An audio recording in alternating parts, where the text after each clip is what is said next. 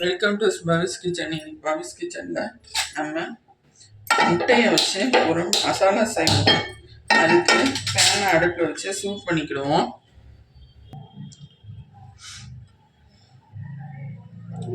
மூணு ஸ்பூன் எண்ணெய் ஊற்றிருக்கேன்.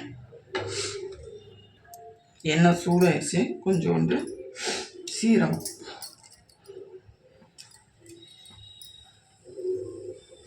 அதில் சீரகம் நல்லா பொரிஞ்சோடனே காரத்துக்கு தக்கபடி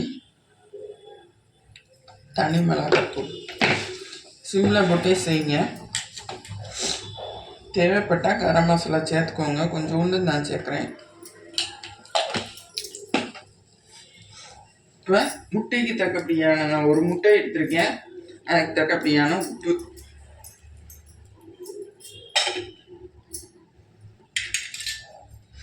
இப்போ வெட்டி வச்சுருக்கேன். இதை கீரி கூட போட்டுக்கலாம்.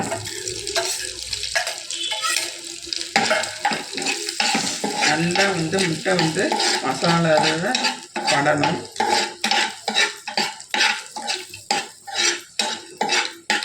இப்போ அப்படி இந்த சூட்லேயும் கொஞ்சம் நேரம் இருக்கட்டும். சுவையான மணமான முட்டை மசாலா ரெடி.